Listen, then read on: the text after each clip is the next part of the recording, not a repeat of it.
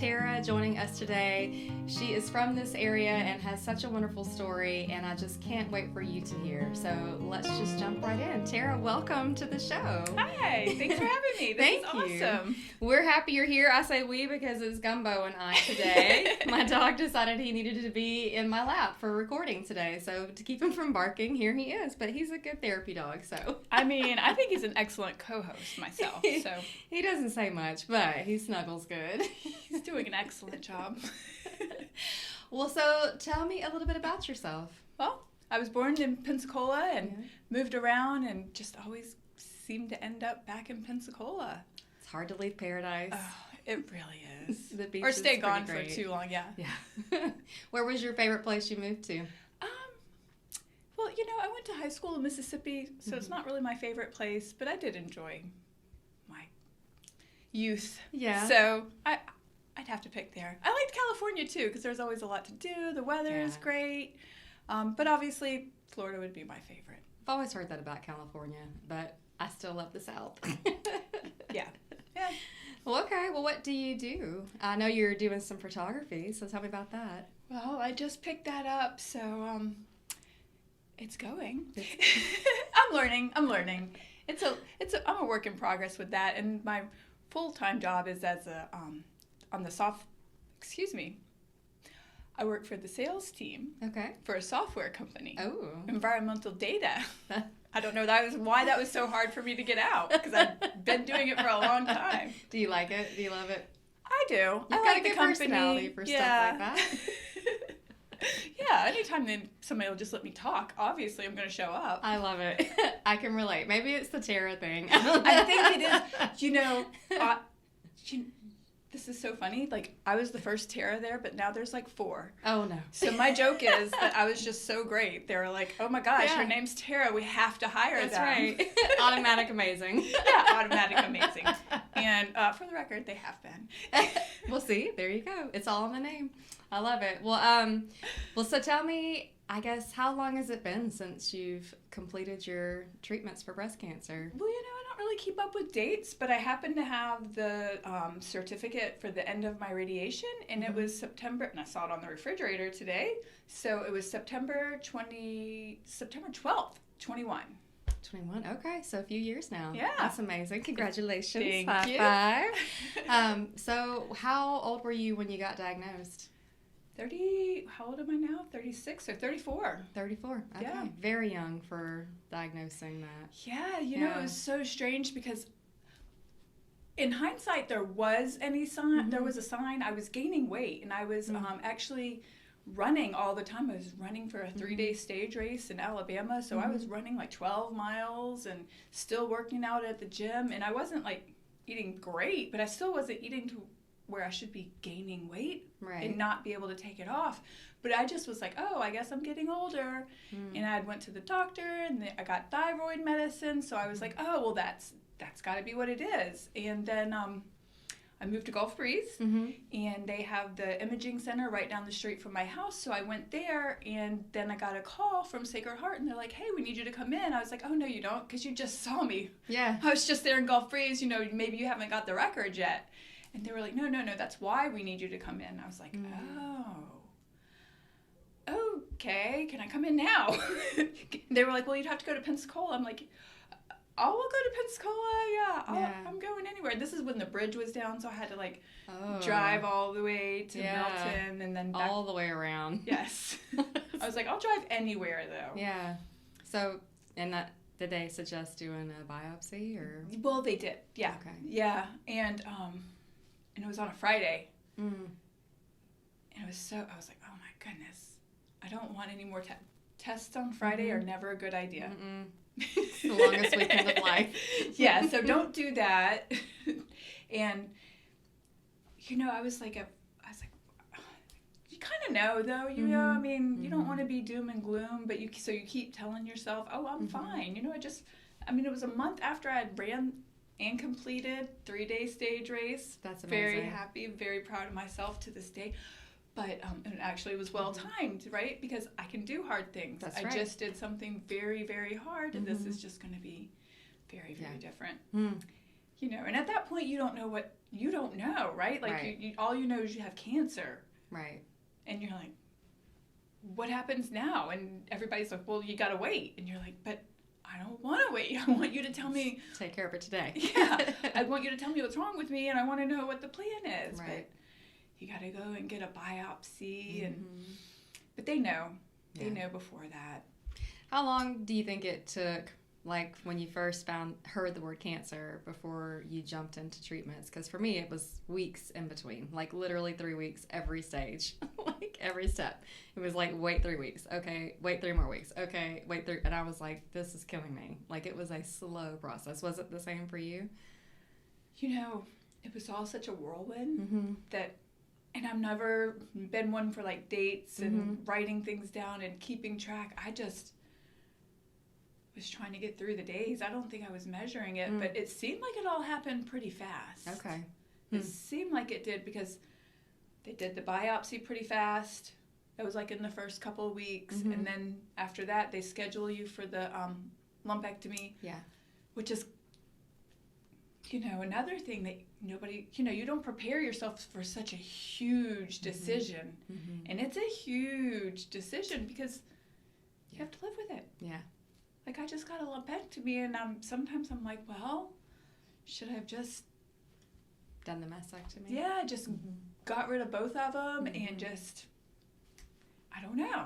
Right. I mean, you can always change it, right? So, yeah. Once. Yeah. There's always something to go to. Should it need to go in a different direction, too. So, but yeah, it's a lot. Mm-hmm. It is a lot. So you did the lumpectomy. Did they do your lymph nodes? They did. They took 3 lymph nodes, and luckily they were clear. Okay. Yeah. That's amazing. Yes. So stage 1. Okay. Super early when they caught it, slow growing. So I had a lumpectomy, and then I got COVID. Oh. And then I had radiation. Yeah. And also during all this time period, they test you for genetics. And they ask you if you want to be tested for just the BRCA or everything. And I was like, well, let's just do it all. Yeah. Well, it comes back that I don't have BRCA, but I have Lynch Syndrome. Okay. And it's from what I understand, and I could be not correct, but from what I understand, it's fairly new, like still gathering data, and some people think that breast cancer is one of them, and some people don't. So tell me more about what you know about this Lynch syndrome, Well, for anybody who doesn't know that term. It's a hereditary disorder. Okay. Yeah, and you get it from one of your parents, 50-50 chance, and then you have a 50-50 chance of giving it to your kids. And it's scary. It's like a gut punch to find out you have something like that, but it's all perspective because it's not scary. Right. It's empowering Right. because now I know I have this. So I know if I don't feel good, I've got to listen to my body. I've got to listen to my gut. I've got to be a hypochondriac even if I look crazy, and I just got to follow it through. Yeah. That's true. I mean, you are your own advocate on every step of this journey, no matter what, but that would be something that kind of is empowering because you can also take other things into your hands, not just the bad side, but the good side. Right. Like how you live, how you're handling your stress, how Right. you're, you know, like living like, your life. Right. Yeah. Like, and that's balance too, right? Because you don't want to go too far. Yeah. I've met a few that have. Well, but it's easy to do. It's easy to do. I mean, we need to stay friends because you might need to help me out one day. Yes, right. It's a slippery slope, right? Because you want to do all the things to reduce your risk. Yeah. So, but with the Lynch syndrome, I got a hysterectomy, a complete hysterectomy, and they also suggest that when you take the hormone blockers. Yeah. Because I had hormone positive breast cancer. So what was your full title? Like, do you know your full actual diagnosis? PR positive, HRE2 negative, stage 1. Okay. And it was hormones. Was it invasive ductal? Was Yes. it lobular? Invasive ductal carcinoma? Yeah. That's Is what that I had right? too. Okay, yeah. Yep. Okay. Mine was just like yours. Yeah. And they say it's like from the mammary glands or something. Yeah. So it's fun. It's fun stuff. I had that exact same diagnosis, and mine was hormone positive too. So So right do you there take with you. the No, hormone blockers? I couldn't. I tried to. So I ended up having the full hysterectomy for other reasons too, and then I was going to take the lesser of the medications. Mine was going to be the anastrozole. Yes, that's what I'm taking. My body said absolutely not. Oh no, what happened? Oh, it was terrible for me. It was terrible. We won't go into all the details. Oh, but is that my bad? body was like absolutely not. So I had some blood work done. After I started feeling really terrible, they had scheduled me for blood work a month and a half in to make sure my liver markers were okay. And I went in, they were very high. So they were like, stop taking immediately. And so that kind of led me on a holistic journey to balance my hormones a little more naturally, just because I can't take the medicine. So my oncologist goes against that a little bit. So anyway, that's what I'm well, everybody. Yeah. That's the thing you learn is everybody is so different. Like Yeah. there are no. Mm-mm. When before you get cancer, you just think, oh, breast cancer, but it's just so different. And everybody's body reacts totally differently to everything, and that's what my doctor kept saying. And I was like, you don't understand. Like my body was like, no, We're not doing this. You know, and the hormone blockers were like the scariest thing for me. Mm-hmm. It wasn't the cancer. It wasn't the surgeries. Yeah. It wasn't. I didn't have chemo. It was radiation. None of that was as scary as a hormone blocker. I was like, oh my gosh, I like who I am. Right. I want to be me. Like, what if this hormone blocker makes me mean and angry and Right. changes my view on the world and I'm not positive anymore? And Right. it's like all these great things that I like about myself just go away. I don't think that they have. I was going to say, you seem very joyful and positive, and I think that it's not affecting that at all. Yeah, but at the time I was like, and I felt like nobody was listening. I'm like, no, you guys don't understand. You're going to change my chemical makeup, and I'm scared. Yeah. It's scary. It's terrifying. And then you think, well, I just had a full hysterectomy too, so whatever was there is no longer there on top of everything. Yes. So it's, I think for me mentally, that's the hardest challenge. Is every step was mentally like processing, like what's happening, and I don't have a say so in this, and oh my gosh. So how did you handle radiation? Was it difficult for you? You know, I think I handled it pretty well. Mm-hmm. I mean, it sounds weird, and that's one thing that nobody tells you about cancer is when you get cancer. I think for me, when I came to terms with that, I can be two totally opposite things at one time. Like things got easier for me because I can be super sad that I have cancer, but also super thankful that I just have radiation. And how weird is that? Just radiation. Right. I mean, but that's what it was. Yeah. So it's just weird, right? Like you're so thankful for like the weirdest things. Yeah, but you got to have that positive mindset. Right. I mean, Oh yeah, you do. Yeah. But it's just, for me, it was just like, I'm thankful for that. Yeah, I am. It's just, that was a struggle for me. It's like, yeah. it's so weird. I was like that. I was like that about chemo. I thought, well, like if I have to do chemo or not, does that make it real or not? Like I had to really wrestle with that with my own self because I was like, I don't know. It felt like a death sentence, but then it also felt like the only thing that would go through my body. So I was thankful to have to do it for a minute.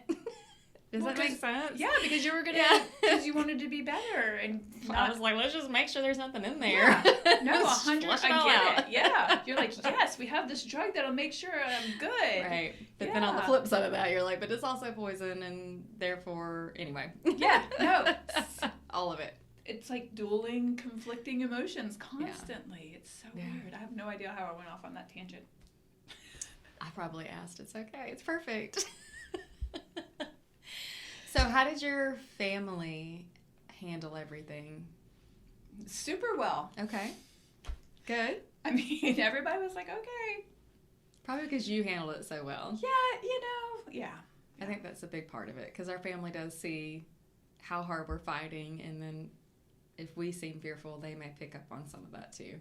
Maybe. You have a son? Yes, I have a 15-year-old son. Okay. So he was like, "You're cool, Mom. You're fine. Everything's good." Yeah, he seemed to handle it pretty well. Did he help you out at all? Or, Yeah, of course he did. Yeah, you know, good. he's a sweet guy, but I don't think at 15 you really kind of grasp it either. You're just like, okay. Right. You know, my mom doesn't feel good, and he's always a good kid. So, I mean, he's always good. That's amazing. So he was obviously still very good during all of it, so. Well, good. Well, how about other people, like a support group that you had or anything like that? You know, when I was looking, your friends and your family and your loved ones, they think they understand and they want to understand, but they don't really understand. You know, like I said, I was like, you guys don't understand. I'm going to have to take a hormone blocker and have this hysterectomy. You know, it's nice to, like, find people who, even if it's not the same exact thing, they kind of understand what you're going through. Yeah. Yeah, even for me, even with a support group, it's people, right? Like stories and knowing that you're not alone and letting other people know that they're not alone. That's right. Because there is so many of us. I mean, it's amazing now to know you. And to know other ladies in the area, to know that we have each other now.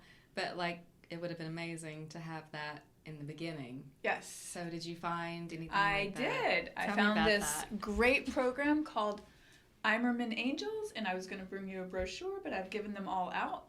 But it's this mentor-mentee program, and you can volunteer to be on either side of it, but you call them up, and they ask you in-depth questions about you and your journey and your diagnosis, and then it goes into a database, and they I don't know how exactly it works, but then they match you with somebody, and you know, you guys talk, text, email.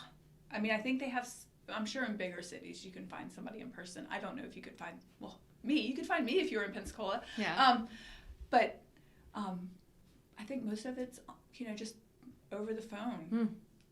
That's empowering. It really is. Like, it's such a good program. Like, I am, like, every chance I get, I'm telling people about it. It's helped me, you know. I'm sure it would have really helped me when I was going through it. So it's, I'm going to read it for you so we get it right. It's Imermana.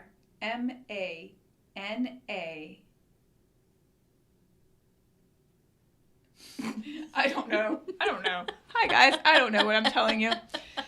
It's Emmerman Angels, ImermanAngels.org. Perfect. And I can actually put a link up in the description below, so I'll make sure I do that for you too.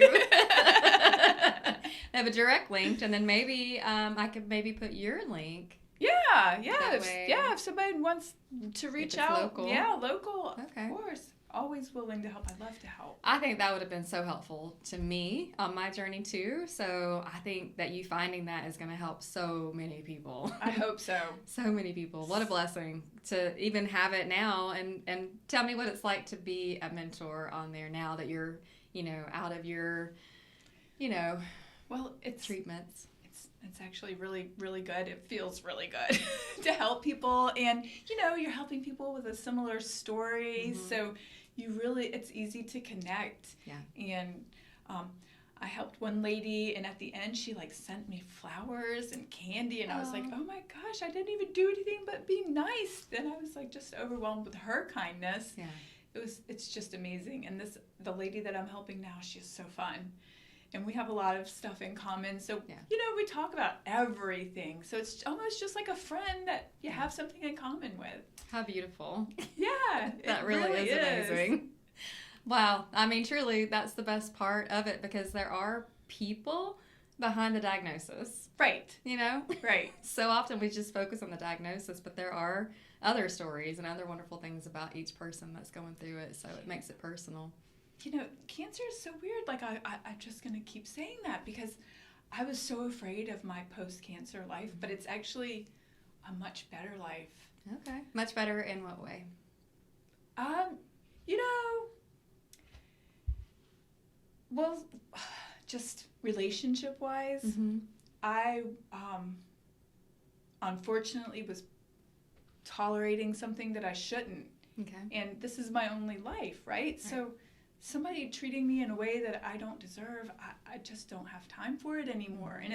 And that's scary. Mm-hmm. That's real scary to go on, start all over. Right. Post-cancer and a little bit older. Wiser. I'm so wise. I'm like the wisest. So it gave you a better perspective. It did. Yeah. It did. It changes your perspective on so many Mm-hmm. things. I mean, I've always been laid back, but now I'm just like, Yeah. I really just don't want to be bothered by stuff that doesn't make a difference at the end of the day. How freeing is that, though? I know. That's what I'm telling you. Cancer is so weird. It is. It's a blessing and a curse all together. Really, I don't want it again. No. If anybody's listening. I can relate on every level because, I mean, that's why I'm doing this show. I mean, it truly is because I can relate because nothing truly does matter, but mostly people matter. Right. Like your relationships. Yeah. And, your memories that you make and, Life is short. It's so short. I think when you realize that when you're like, oh, okay, I just had a diagnosis that could have changed my lifespan. Right. Thankfully it didn't. Unfortunately it does for thousands of people every day. So I know. So that's why I'm like, thankful. I'm here, I'm so thankful. I want to live. I want to exercise. I want to do things. I want to make stuff. I want to go places. I want to love people. Yeah. I mean, I want to help people. Let's just do all the things that make life good. Let's just do them all. Let's do them. You are so infectious and so happy. I love it. Seriously, that's amazing. So, gosh, there is so much beauty in just hearing your story. I mean, there's so much that you can take away from having such a tragic diagnosis that seems tragic, but then how beautiful all at the same time. Cancer is the strangest, most awful, most wonderful thing. It really is. I mean, I've made so many friends. Yeah. I mean, like you, Yeah. I had, I made a friend down the street named Brittany I've just made really good friends and connections, and that's really what it's about. And it's just so weird that I took the hard way to get here. Right. But now you're in a better relationship and you're in a better mental space and you're loving life and everything is good. Yes. Everything is so much better. That's amazing. It really is. Well, one final question, I guess, would be, what would you wish someone knew? What do you wish you knew when you got diagnosed that you would tell someone else that maybe just diagnosed? Is there anything? I mean, that's just so hard because what do you tell somebody? Because not everybody's story ends the same. Right. I mean, I don't think there's anything I would tell them other than, hey, I'm here, let's talk. Yeah. Whatever you need, I'm here. How amazing that this program exists now for that very reason. Yes. What a blessing. Okay. Yes. Yeah. Well, that's a great takeaway. What a wonderful story of overcoming and joy and happiness and just being a true warrior and with a giant smile on your face. I love it. So if you guys have any questions for Tara and want to know more about her story or more about the program, reach out, let us know. But we just want to thank you so much for taking the time to watch, and just know that every time we share our stories, it's empowering someone else to do the same.